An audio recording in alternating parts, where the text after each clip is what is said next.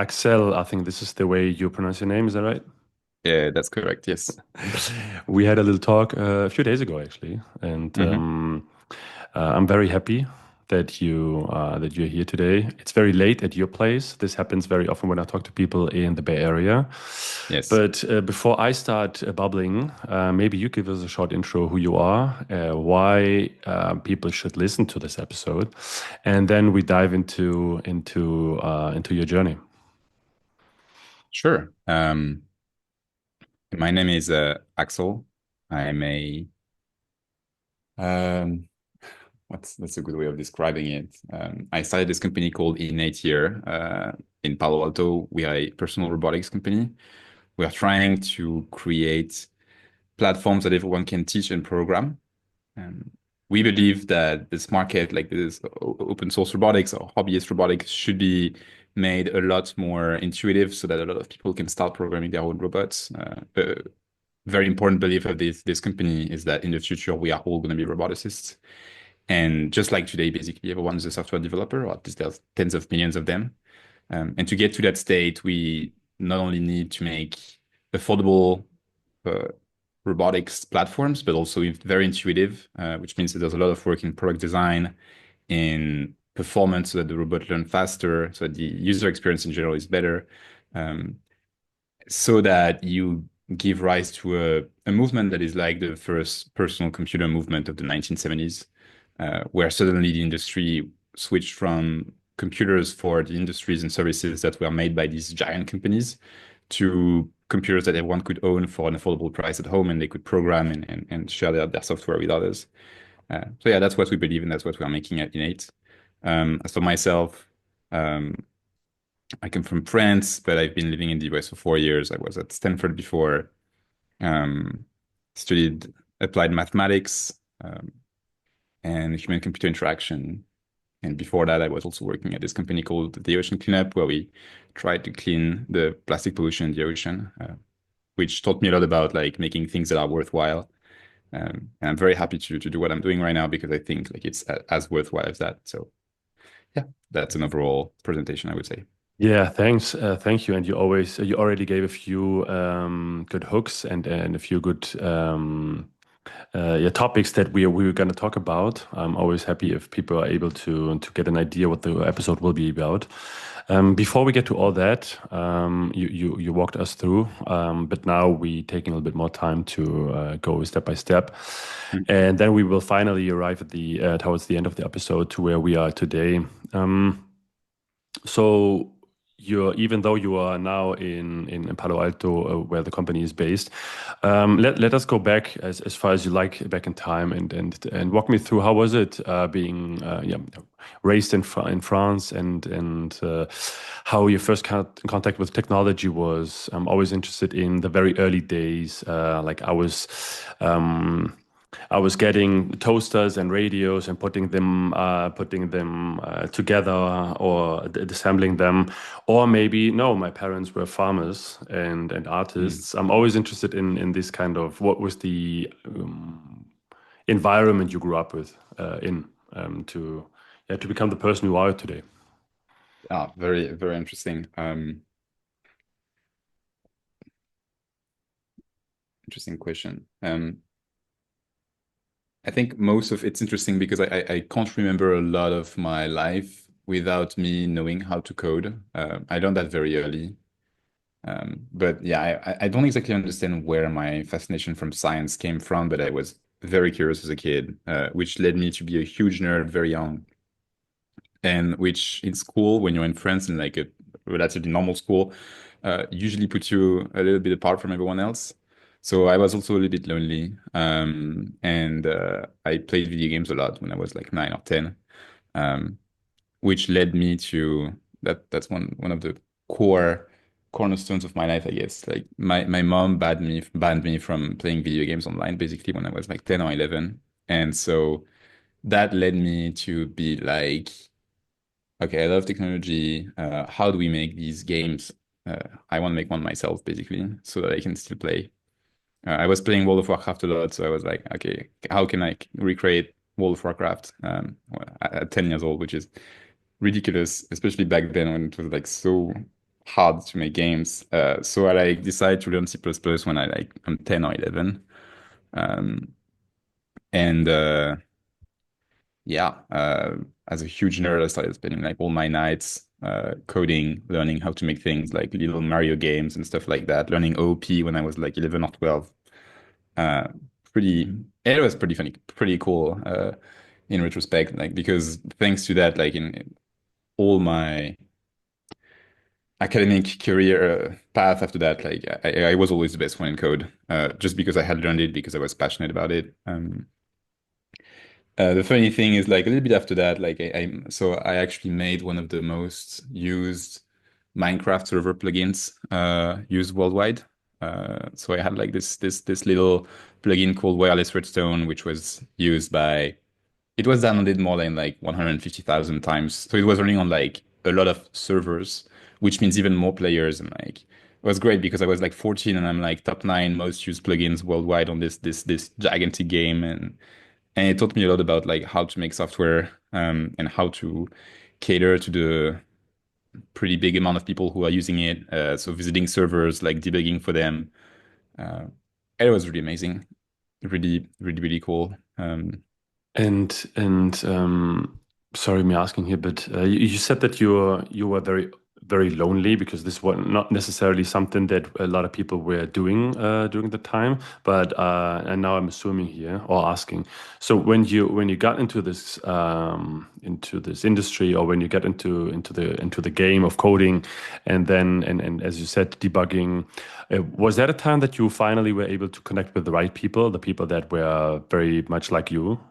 Yeah, yeah, kind of. Around that time when I was 14, like my dad, who actually was a software engineer, but I didn't care so much about his job. So he Ah, didn't you're teach me unaware, software. unaware of that. I yeah, no, I'm sure that like it influenced it somehow, right? But like I never really like he never taught me. I just like anyway. So yeah, I did not have a lot of friends. And it's not like I mean, yeah, I did connect with the people. Like it was it was really wonderful to just like do something that felt useful for so many other people. That's what it is. And so when I was 14, my dad's like, because I told him, okay, what do you want to do in the future? I want to be a software engineer for Google or something like that, right? And he's like, okay, so we're gonna go and visit Silicon Valley. So we didn't travel a lot internationally, but he was like, this is gonna be big. We're gonna actually do a trip in California. And so that was the How old opportunity were for you? me today. I was 14. I was 14 and I didn't really think it was like a path that I would be able to take one day to just come here. I wanted to, of course. I was like, this is incredible, right? But like when you don't come from a background in which like my family was not, I wouldn't say that like my family is very ambitious. So they never made me feel like I would be able to be here one day. Hmm. y- you know, a lot of people that I'm surrounded with today, it feels like basically they've been wanting this since they were like 9. But when you ask them, it's mostly because their families are like have been pushing them to be more ambitious and to fight, always be competitive. I didn't care. I was just like, okay, I love doing this. This is fascinating. And I love that I can visit Silicon Valley. And it was really very important for me because I visited Stanford campus back then and also Berkeley. And I was like, I really want to come back here one day. And it would be a dream to actually do it. But I didn't really believe I would actually do it. Just like a foundational dream, I would say. And so when you're 14, you have a different way of seeing things, right? Everything is bigger, everything is Yeah. because nowadays when you travel and you've been to a few places, everything, I mean, it can still be some places that are amazing and very intimidating still, right? But when you're 14, a lot of things are that are normal today when you're visiting a Yeah. few of these places. But what have you guys done when you were 14? You said you gave us a glimpse into it. You went to Stanford and Berkeley University. But how can I imagine that? And when was that? Which year was it? I'm 28 now. So this was exactly 14 years ago. So 2011. Um, Mobile was big. So I remember like we went to see the statues of like Android that were like on Google's campus. There's a couple pictures of me like 14 like hanging out with like the I think it was ice cream sandwich. Really cool. Of course we did the normal California thing also like just do a road trip, go to Vegas, like visit Dev Valley and and so on. But like really, the tech landscapes, landmarks were like really what struck me. Yeah. Um, so it was kind of I mean, I think in Europe it's not as common as it is in the US, with people that can afford it, at least in the US. Hmm. Doing a trip to the universities. So when you're just finishing high school and like doing a trip, going to the different universities that are, might be on the table. And it seems like this was something, even though a bit earlier, with 14, you're not finishing school yet, Hmm. but then across the ocean. So was that something like not necessarily like, okay, this is the university you will apply, but this is how these kind of things you're talking about will look like, right? This could be a possible path. Yeah. I it's interesting because like even with this, I didn't really still think that this was a path I could take. It only came later that I realized that like you can just do things, right? Back then, again, because of the way I was brought up, and many reasons, like no one was ambitious in my family. Like I just never, it never crossed my mind that actually I could be there one day. I wanted to deep down, but like it took a little bit longer to like manifest itself. And for me, it was just like being a tourist, you know? I was like, I love tech. Um, I would love to be here, but like obviously I'm just a kid, you know? And it's funny because like these days, like there's one thing, there's this guy on Twitter that says this all the time, but there's a lot of other people who say it too, which they say that like if you find a guy who was making Minecraft mods when he was a kid, you should definitely invest in them. And I had like the top nine. So I was like, I think I just didn't realize it, but I was pretty good at it. But because no one told me, I just thought, okay, I'm just gonna go back home and I'm gonna continue coding for fun, but like I'm gonna continue school and then like just make my way here later. Uh, which is a thing that today makes me really, really think a lot about the difference in upbringing in people is really, really like important in determining what they're going to do in the future, and that there's a lot of people who are extremely talented that just don't realize that like with the right push they could do big things. And if you find these people and you give them this opportunity, like they will do great things. This is one of the aims, not of the podcast, but the same with 22 astronauts. So one of the Hmm. reasons why I have this podcast is that people can sit here, listen to people like you, and think, Hmm. I am in the same situation. And and as you said, even though you might not necessarily thought that this, you said it in a way, you said it didn't cross my mind, right? But being there in the first place, I don't know too many 14 years old that are going from Europe to San Francisco to see these kind of campus, right? It's Yeah, it's yeah, it's it's it's already a big chance that I was able to get that. You know, it's like it's yeah, sure. and but I was not trying to point that out. What I was trying to point out was just experiencing that without being able to understand the full scope of it. Like you Hmm. are there, right? You're walking on the campus and you can feel it, you Hmm. can touch it, you can ask people questions, and then Yeah, so it already entered your reality in a form that was is not being able to transfer via some videos on the internet, some yeah. Instagram or YouTube videos. It's really getting into your reality because you're there, right? So you're already Hmm. physically there. So now, as you said, it took a few years longer to mentally being able to put yourself there. Okay, this would be me walking around on the campus, right?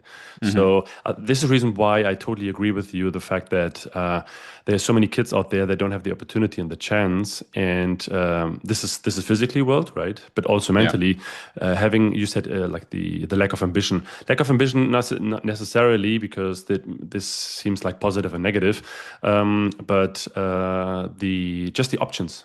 There's Yeah. no discussion of the options that this is a possibility, right? Yeah. I mean, And I also can, yeah. depending on your culture, you know, ambition can be regarded as like good or bad. Mm, There is a very striking fact that like I believe my country does not reward ambition a hmm lot, if hmm at all. Like you can very quickly be pointed as like pretentious if you're ambitious, hmm and yeah, it doesn't help. If you want to do something big or if you have the potential to do something big, you would want a culture that like rewards that. And the Americans have this. 1,000 times more than the French. It's crazy. Like it's really crazy.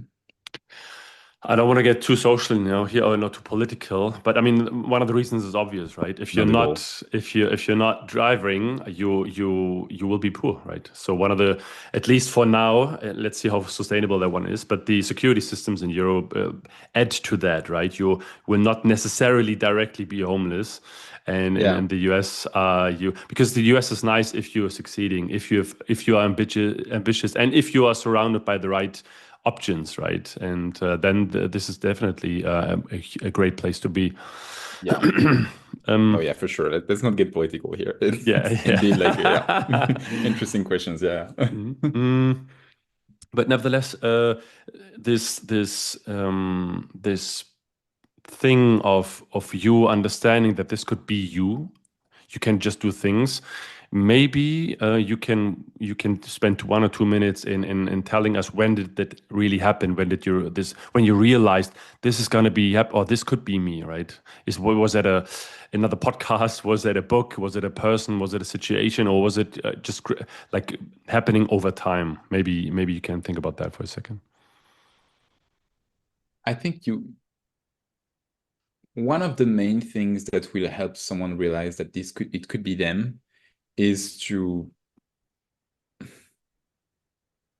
meet your heroes or people that you think are really good, really meet them, hang out with them, and have the realization that like, well, they are not particularly like their level is not unattainable.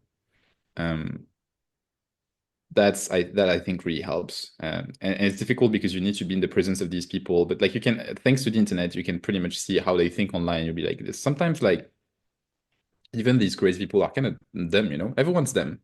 Uh, and the more you're in contact of famous and talented people and realize that like everyone makes mistakes, the more you're going to be able to think, I can just do things because they can just do things and they make mistakes and I can just do it. So I think that that's what happens over time. For me, this experience of learning to code very young has always stuck with me, and like um, I always deep down had that feeling, but it's really only after I was able to make my way here and like really struggle that like I arrive here and I'm like, wait, these people are just like normal, Like I had to like fly 9 time zones away, but like they are just like normal and suddenly you're like, oh, I was so dumb for like thinking this way. I'm just gonna do things now. And then you go full steam ahead. Um, I think that this is not all of them, but I think some of this is intentionally, right? I remember was it last summer? No, I think it was beginning of the year. I was back in Berlin, and I was walking around with a friend, and there's a new fancy hotel, and they have a bar and a cafe, and I said, let's go inside. And he said, I feel uncomfortable. I said, why? And he said, yeah, because I'm not dressed the way I should be. And then I said, Hmm. who decides this? Who's the one making the rules? You should Yeah. dress a certain way, right? So we Yeah. just went into the cafe, and it was a very hot day, and the cafe or the bar was very cool, it was very dim, Yeah. and we just sat there, and then it's just another waiter. I've been a waiter, so it's just another person. So and even though the drink was a bit more expensive, or the room would be a little more expensive, this is a barrier that is not. I mean, obviously physical. You do need to have the money Hmm. to do this, but there is the mental barrier.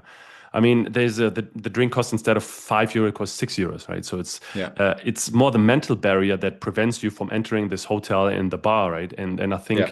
this what you said is not killing your heroes, but sitting together and seeing, because when we sat there, the waiter made a mistake when I was ordering the cafe. He brought us a different cafe, Hmm. and so it's just people. Yeah. It's just Everyone's just people. yeah. So and I think tearing down this kind of walls, the mental walls that preventing us, because they would like us to keep they not them and us, but some institutions, some people, some sort of group of people would like to keep them out, right? Whatever that means. Yeah, I don't without versing in the Yeah, yeah, conspiracy theory, yeah, I don't think they actually want that. I just think it naturally happens. It's yeah. a human nature thing. But yeah, I mean, maybe the system holds because a lot of people tend to think this way. And if everyone was starting to think like there is absolutely no relationship of authority between anyone, maybe the world would have some problems. But if you're True. the kind of person who doesn't think like that, you can go very far. Yeah. And so for you, it was being surrounded by these kind of people and understanding and talking and seeing and feeling that they're just normal human beings and not some superhuman people. It's really a combination of things. Mm. I think it's just always been like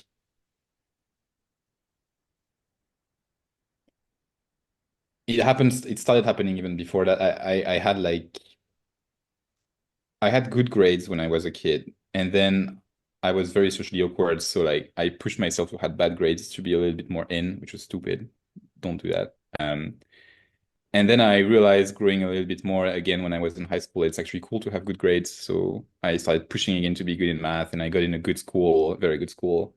And at that point, I had pretty much like the academic success I wanted, and I was able to even like do a lot of things on the side that went pretty well. And I was like, I can really do a lot of things if I work a lot for that.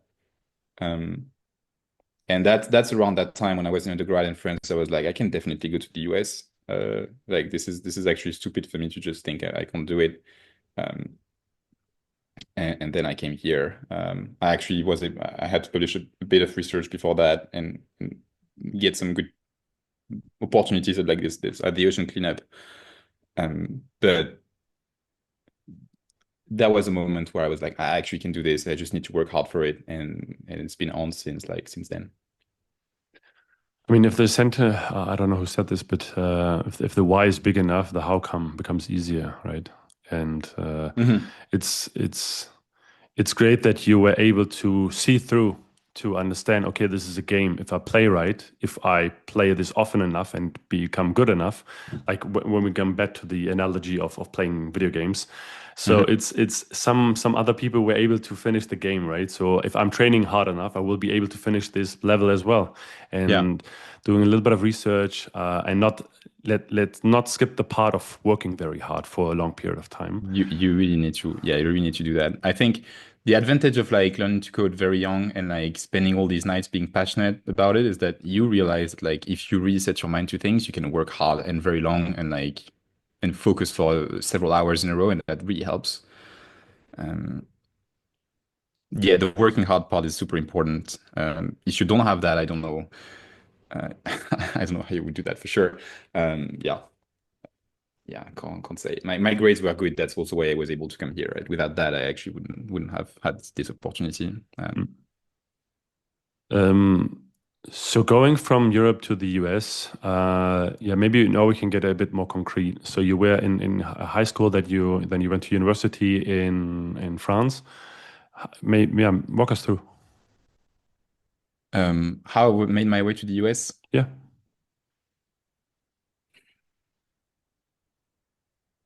At the end of undergrad in France, you have the opportunity to do a double degree where you like it's basically just like wrapping up your school a little bit earlier in France and considering that like this last year is going to be done in the US, which is a double degree, and you actually just go and do a master's in the US.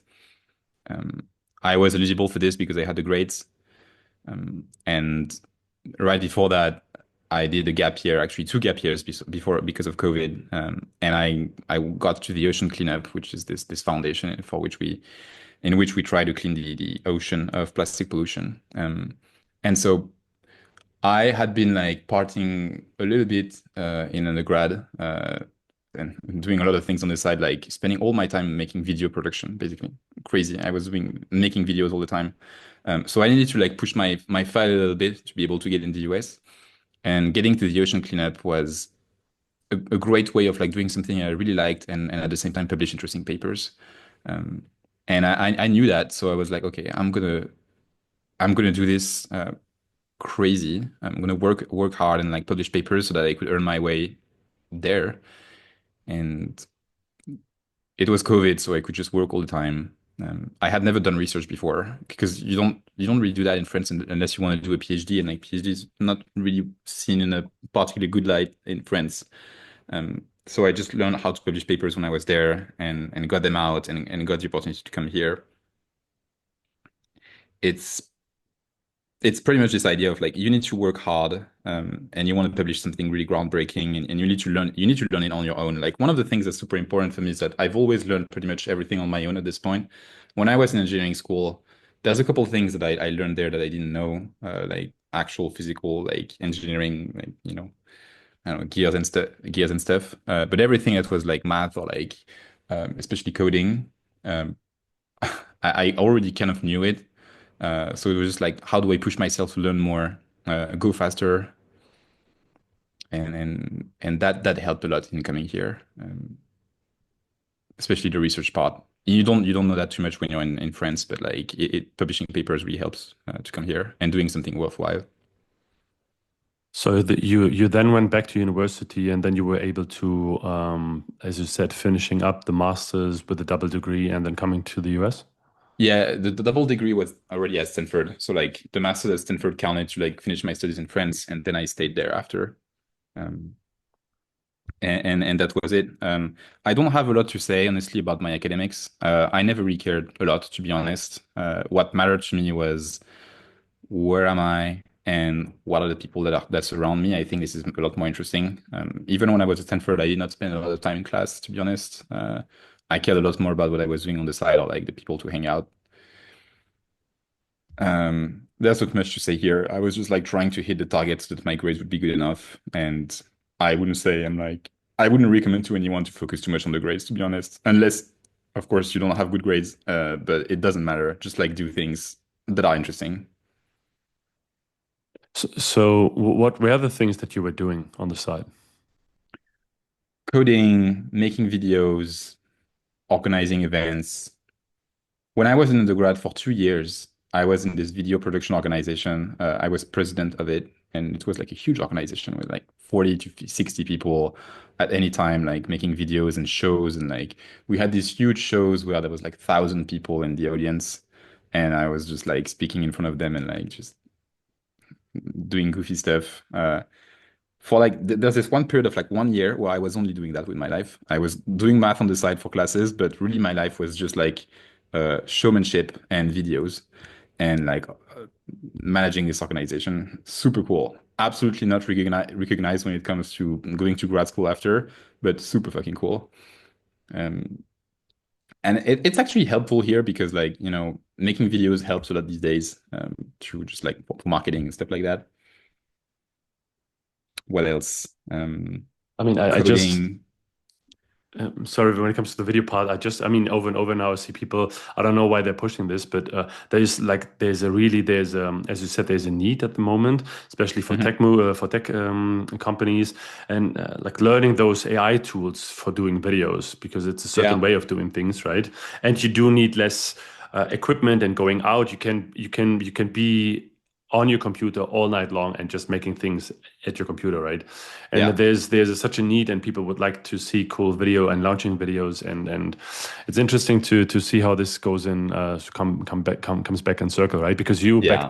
then, I imagine you would go out with a camera and filming on site, right?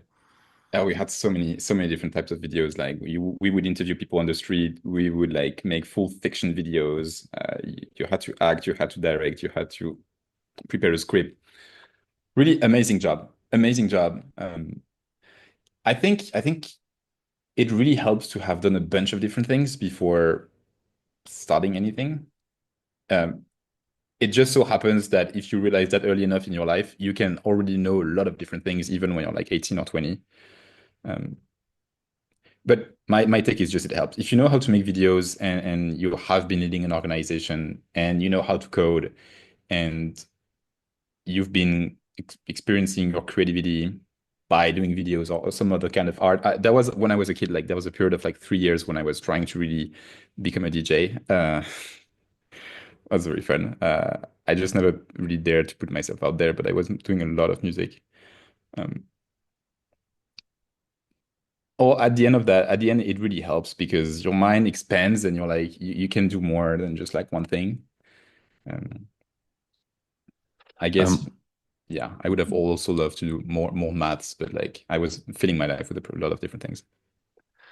I mean, in the end, we only have 24 hours, right? And we do need to make best Yeah, usage of that. I yeah, think I talk with my sister a lot about this. That there's so many things that you could pursue, but you only have one life. So, and to become really good at one thing, you need to stick with it for a longer period of time and to focus on Yeah. that, right? So, it is a constant battle of should I pursue everything and know everything a little bit because it gives me joy, Hmm. or if do I want to be successful in something? Because then I do unfortunately need to choose something and put all my mind on it because you can only get better if you spend a certain amount of time with it. Yeah, that has to be true. I guess if you learn a lot of different things, it also, in general, I would say that like it helps learning. Whenever you have to learn something new, you also go faster. I do have a feeling that I can learn a lot of things very, very fast. But for sure, focus is something that you need to learn early in life. If you know what you want to focus on early in life, and you know it's the right path, and you realize it early, you're going to be able to compound and like get things done very early and very quickly. I think that is everyone that like succeeds very on in their life. I think it's pretty much because they found that thing quickly, right? They're like 13 and like they find this is what I'm going to do with my whole life, and I'm sure of it. And then they compound, and by the time they're like 20, it's a huge success, right? Um, so I agree with you. I think you should learn what you like, and you should focus and like really push it. But it helps to know how to do a bunch of like different things. I mean, we see this with people in sports, right? Yeah, they start training very early on, Hmm. only this one specific task, and then when they're 25, then they become world champion because they have been Yeah, doing this for 20 years since they're yeah, 3, 4, 5, right? yeah. But also, the other thing that you said is even if that is not happening for you very early Hmm. on, it doesn't need to be 3 or 4, Hmm. uh, because I think here parents are very much a huge influence. Even if you're 13, 14, 15, uh, if you don't know what you know or what you want to do, doing a lot of things brings you there faster. Not necessarily faster in terms of time, but in Hmm. terms of oh no, I activated my camera again. But in terms of you do the iterations like loops Yeah, faster, right? So I'm doing this, I don't like it. I do this, I don't like it. I do this. I mean, I like it, but I don't want to do this forever. Kind of like it. hmm, And so if you're doing a few things like 3, 4, 5, 6, 7 jobs, as you said, different kind of niche, different kind of industries, different kind of hmm, activities. Some you need your brain for, some you need your hands for. Then you come much faster and you see more things, right? You get in contact with more things, so you're yeah, exposing yourself, and you're exploring the. I think I said this in another episode. It's like in a video game. You walk the character, and yeah, then wherever you are on the map, there will be a bit more light because now you put your eyes onto it, and you're yeah, discovering the map, and you're walking through, and you see, okay, so we have this room, and this room offers this kind of things, and then you're walking through the next room, and then you see, yeah, okay, so here I can find these kind of objects and tools I can work with, right? So I think yeah. this might be an analogy that works. It's a good one. As a former gamer, I really like it. Okay. Just like see life as a game, explore, and Yeah. like learn how to go fast, and then you just like explore the whole map, and by the time you're there, you just know what you want to do after. So yeah, Yeah. speed Thanks. is speed is objectively the most important thing in life. I think you just like learn fast, do things fast, and if you're lucky, things. I mean, it's not even about luck. If you just do that repeatedly, it's gonna end up working. You're forcing your luck, right? It's if you just take one shot, right? Then there needs to be more luck involved versus Yeah, if you're taking more shots, then luck becomes more handed towards you to you yeah, because you're taking more shots. So this is just math, right? If you're just taking one shot, you exactly. do need 100% luck. If you're taking a lot of shots, you need less than 100% of shots. Yeah. Anyways, Uh, and on that, just like, one last thought is that I think if you try to have fun in everything you do, I think for me it's more like I'm passionate, so I like to go fast and take shots, but just because I have fun. And whether you have one or the other, depending on what kind of person you are, you're gonna succeed. Just like find your own reason to keep moving all the time, um, and of course focus. Just hit the target and like live a life that's interesting. That's like the way I see it, honestly. And try to contribute, like do things that are helpful. This is something that I think is, I mean, maybe in the eye of the person itself, it's more like I'm contributing in some sort. But if Mhm. you're taking a step back, so is the world needing another SaaS company? Right. So I really like the way that some people are entrepreneur and pushing and trying to achieve something. But it would be nice if, and here's the crux, right? A lot of these things that should be worthwhile are not paying good, right? So, for example, the ocean cleanup. This should be one of the biggest topics we should work on, right? Everyone should go, Mhm. but there's no money in it because you can or there's not enough money in it, like sitting on a computer and putting out some productivity browser Yeah. based some like entrepreneurial journey, right? And this is, Yeah. I think, if we could find a way to monetize helping our planet, it would all the problems would be solved tomorrow, right? So Yeah. if we can make money off The cleaning up the ocean, if we could money like serious big money and not easy money, but with high margin of reforestation, cleaning up the ocean, finding a solution for demographic problems. yeah. So this is, anyways. Now we're getting too political again. Maybe we can Uh, focus now on what you guys are doing today and why I think it's a huge opportunity that waits before us, and mhm. what you guys are pursuing. You gave us a little intro in the beginning of the podcast, but maybe Yeah. we can now dive how this came together and yeah. It's too bad because I like political debates about doing SaaS or not SaaS. But Yes, let's not we we can have have more time another to talk about. episode in the future. We if the thing works, I'm going to be able to say what I want about like what people should spend their time on. But right now we haven't made it big yet, so maybe I would say only stupid things. So onto what we are doing. Um, the idea that we have is both my co-founder and I are pretty young, and especially in my case, I've only learned robotics in the past 2 years. The field has been changing a lot, and there is absolutely no denying that there's a crazy amount of people that are getting in right now, um, both at the high level to do research, where like a lot of these AI researchers are like getting in robotics. Again, they used to be there, and like there was a winter, and like they're back. And there's a lot of hobbyists also, like people who are software engineers who even just have a bachelor who want to build robots. And Hugging Face has been opening their Lee Robot project like more than a year ago now. It's a huge success. You have people everywhere around the world who are like going to the hackathons. And when I started working on this, it was before Hugging Face's stuff, but I couldn't find a decent hardware platform for me to build on. It was pretty much the first thing I thought about.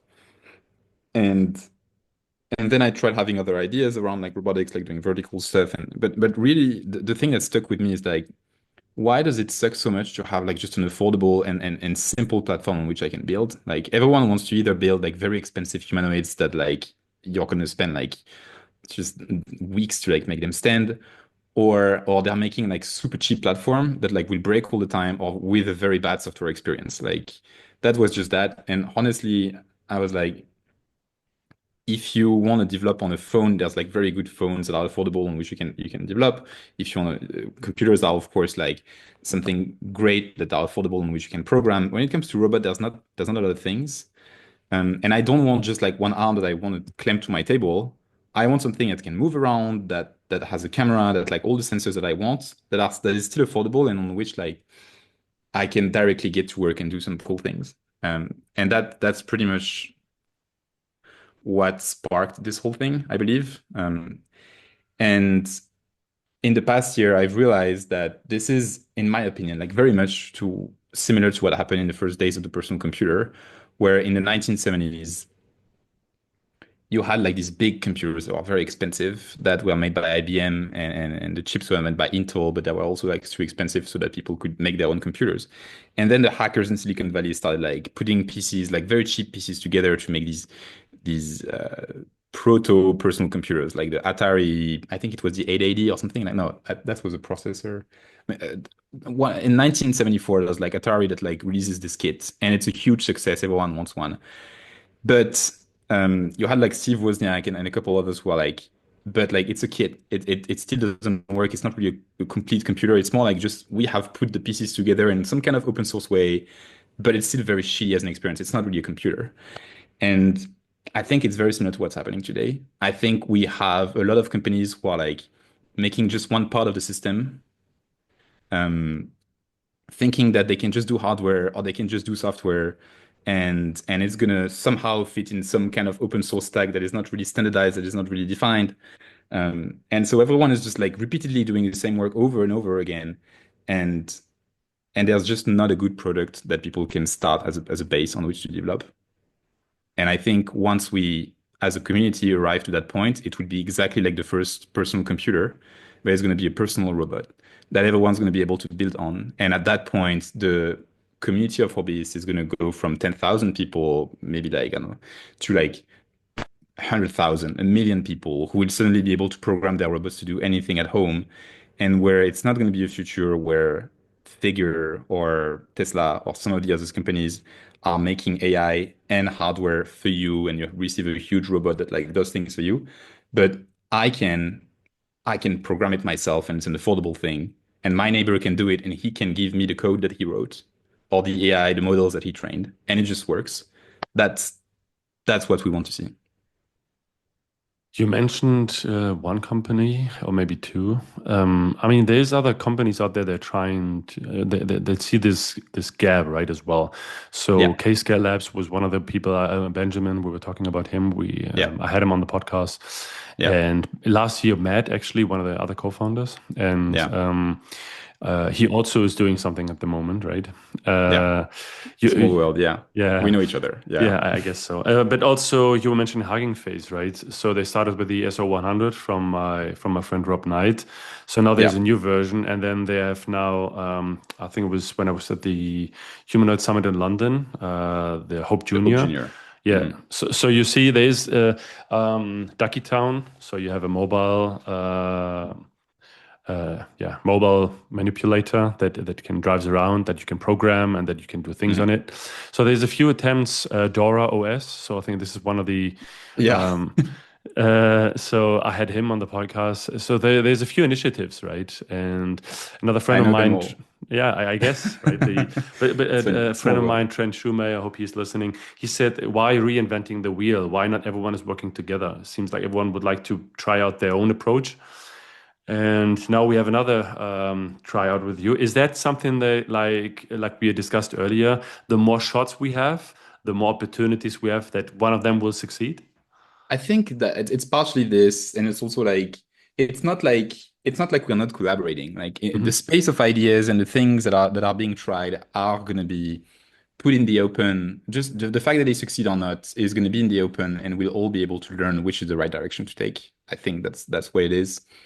In our case, we're also going to open source the hardware, so we want it to be an open platform.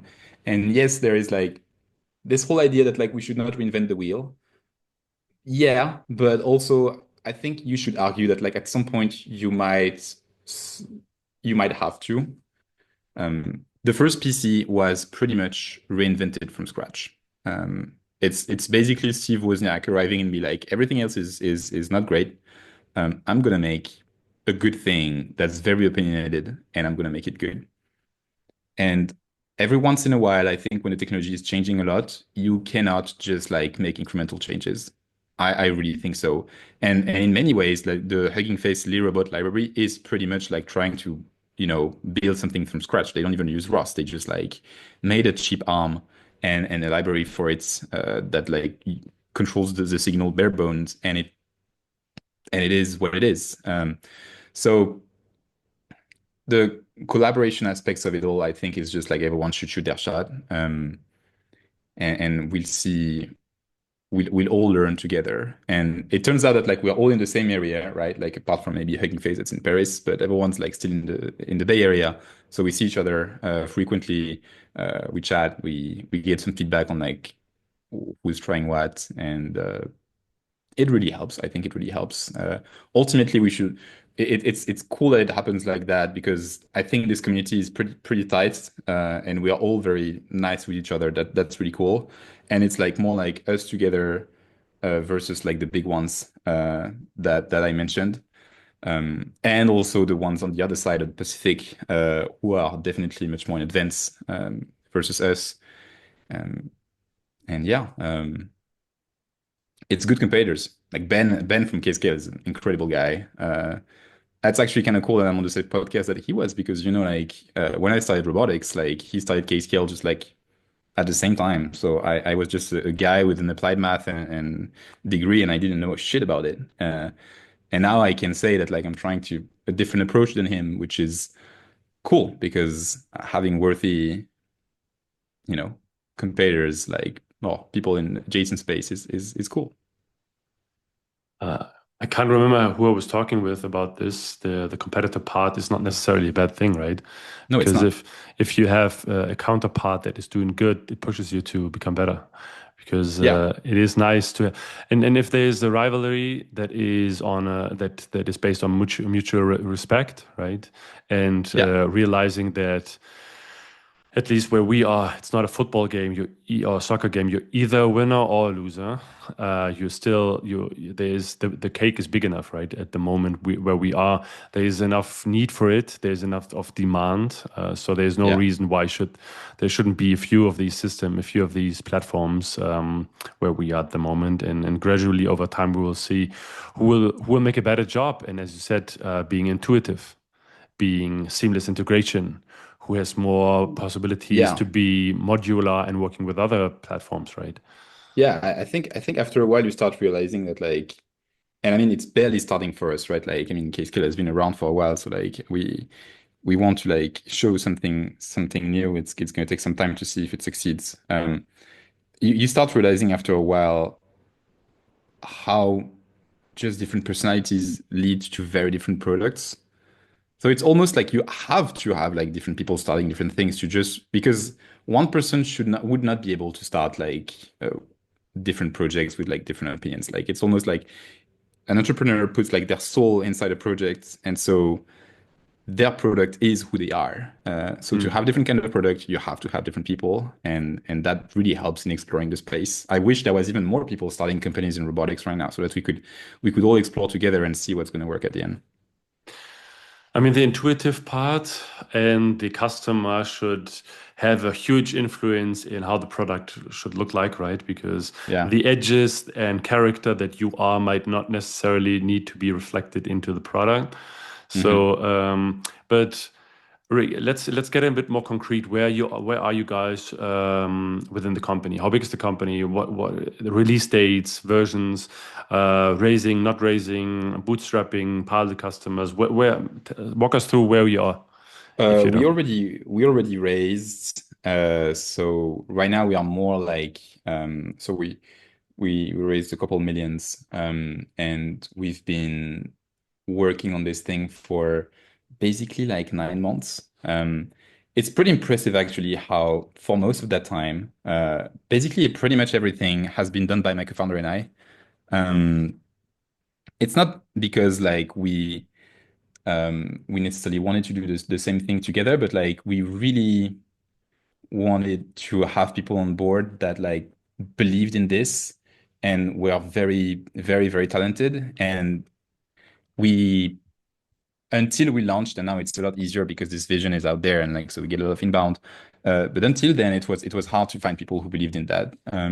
It's a very difficult thing to arrive and go against basically all the belief uh, that investors and researchers have on this market. I believe Ben from Kscale would say the same thing. You arrive and you're just saying like you're all wrong, and I think it should go this way. Um, and so we've just like pushed through, and we gave it like 100% of ourselves, and now we arrived at this product that like is the result of like sweat and tears of the two of us, and now a lot more people believe in that. That's really cool. So we launched it like as you've seen like 3 weeks ago. We got a bunch of pre-orders, so now we are scrambling to like manufacture it all. We are shipping the first units like we have some customers that should have it like this week or the next one, so that we can iterate with them and verify that they work well. We have a new office. We are scaling the team to 6 people. We already found one. So yeah, things are moving very fast now. I think for the first 6 months, it was just us being heads down with the money we had raised and just trying to make something really novel. And it was very hard. And now it's paying off big time. Because realistically, like I think at the beginning of the year, there was not even ourselves. We were like, can we actually pull this off and make a product that like is so different than the rest? And yeah, we did it. So I'm very proud of us for that. Um, I'm still trying to find out what is it that gives. It's not always one thing, right? To do this, you do need to have a few things. You do need to have skills. You do need to have discipline to bring yourself to apply those skills. You do need Yeah. to have a focus to not being distracted by other things. You do need to have a North Star, so you do, or at least have an idea what you would like to achieve, not how to get there. This might be changing, and the North Star can also move a bit, right? Yeah. But there's one ingredient that is yeah, very necessary, and that is the belief that you can do it, right? The Yeah. Because even if you have the skills, even if you have the resources, even if you have a vision, even if you'll be able to focus and you're very disciplined and working very hard, you still need to do it. In terms of you do need to have the guts to try it, right? I think after all this, after this, like, and it's only been 9 months, but in 9 months, the one thing I've learned, and it's actually cool because I think this is something I learned a lot earlier in my life because when you encounter failure, um, so basically the thing that I believe matters the most is when you're failing and you're like really suffering, you need to be able to bounce back. I think this is the most important thing. Believing that you can do it, that you're talented. Like I think everyone in Silicon Valley has that. But a lot of people are going to give up because when they encounter like some hardship, they're going to feel like, okay, this is not worth it or this is not going to work. And what we've been doing is that there's been several times in this year where like the thing is just not working or it's taking so much more time and you're like depressed and you're just like eating the pain. And then you tell yourself, I refuse to give up. Like I just refuse to give up. And I think this is what makes a big difference because for the people for whom it goes well immediately, they never learn what it means to like go through pain to actually make something. But if you've been through there and you're able to push through, I think it makes a huge difference. That is probably the one thing that I believe, like without that, we would never have been able to like come all the way here and like ship some, consumer hardware product. Like in many ways, we've done this thing. We've made a full consumer hardware product that we're starting manufacturing the proper way with just two people. It was incredibly painful. And we could have given up many, many times, but we never did. And every time we just got back on our feet and we're like, okay, let's just finish this. Yeah. And here now, repeating myself as well. I trying to use quotes from my guests as titles Mhm. for the podcast. So, trying to di distill some of the knowledge, some of the learnings, personal or business wise, because the podcast is building deep tech, right? So, what are the things that are necessary to get through? This is Mhm. actually how to the struggles and how to get through is actually one of the lines I'm using as an opener when I'm reaching out and asking guests, and they're asking me what is this podcast about, right? So I'm very Yeah. thankful that you said this because I think eating the pain and yeah, just endure it and just get through. I think this will be some version of that will become the title of this episode because it Yeah. it captures so much the what's necessary. Yeah. And not You necessarily know, what's necessary to be successful because you're not successful yet, right? You raise some money, yeah. and which is nice, which is the first step. But Mhm. user validation and product market fit, and shipping a good working product that is Yeah. valuable. This is what makes you then successful. But you you Yeah. you need to get there, right? Yeah. No, 100%. You need to survive enough to get there. Um, I want to give you an example of like how hard it is to like compared to everything else. Because I'm a software person initially. So before doing robotics, I was exploring a bunch of different ideas. I was at a hackathon a year and a half ago where a friend of mine and myself, like we basically prototyped some kind of multi-agent system for agent for AI coding. So pretty early on in like the hype of like agents for coding. And the thing worked in like 3 days. And we posted it on Twitter and we got already a bunch of reactions and people wanted us to deploy it like somewhere. And I was just like, yeah, but like everyone's doing it. So I don't really want to do this. And it takes just like literally like if you're a hardworking and fast person, you can do pretty much, you can get to that point where you ship and you get a bunch of orders in like 5 days when you're doing software. Compare that to when you need to do something that's like a mix of deep tech and hardware, and it takes you like 9 months, and you understand how difficult it is, and how for so many people in Silicon Valley, when they get take a stab at it, at some point they're going to give up because they're like, this is taking a lot, way too much time, right? But you have to go through this. You really have to. I think it's also what makes people great. Like if you have everything easy for you, yet you're not gonna. If it's easy for you, it's easy for everyone else. So you're never going to do something that like wouldn't have existed without you. Let's see. Let's see what comes out of that. Yeah. I haven't had a guest. No, I had a guest twice, but I haven't had a guest twice in terms of this is today and this is you in 1 year, right? So this is the second season episode, as I said, something in the 80s. Hmm. And I haven't had a guest later on. So I'm really looking forward to see it worked or not necessarily will succeed, right? Because I don't know who said it, but your company will fail anyways. It's Hmm. just you're trying to postpone the failure part as much in the future as it is, right? As it is possible. Because at some Yeah. point in time it will fail.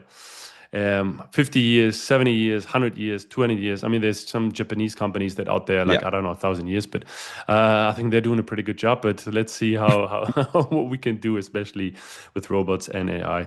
Thank you so Yeah. much for taking the time and saying, thank you so much for giving us like the not behind the scenes but behind the thoughts behind the technology behind the company, like Hmm. giving us an insight in you that was yeah, it's always for me. It's always nice to discover and see different kind of versions of what's out there. Thank you. No, it was a pleasure. Yeah, I want to say to everyone that's watching that like I see on your podcast a bunch of people that I like really look up to. I'm very glad to be here. So you just fight through what you have to fight through to make your way, and earn the spot that you want to have. And hopefully we'll be here again in like a year and like tell a good success story. That would be nice. Your day was long enough. Mine is about to start. So thanks Mhm. for having this midnight talk. Take good care of you. And looking forward to the next episode. Thank you. Bye bye.